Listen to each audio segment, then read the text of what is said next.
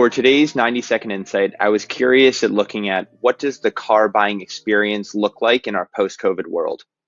What we see when looking at three large car retailers, Carvana, CarMax, and Vroom, is that traffic to these sites hit its lowest point in April.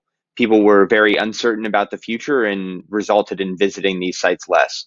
But what we've seen since then is that interest in purchasing a car has steadily increased, July being the highest point in terms of traffic this year across these retailers.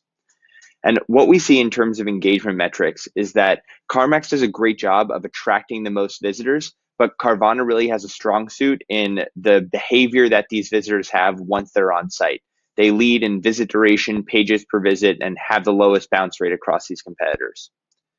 When we look at marketing channels in order to understand how they're gathering traffic, we see that CarMax and Vroom are very reliant on direct or organic search. About 7 or 8 of every 10 clicks are coming through those two channels.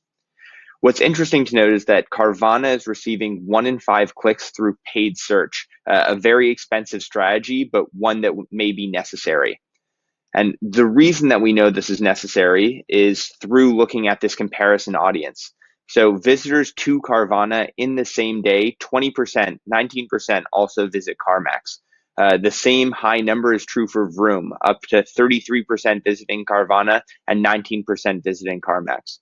And what this really speaks to is for these retailers, there is a lot of competition between sites, and it makes sense why there might be such a heavy paid investment in order to get clicks to your site instead of these competitors.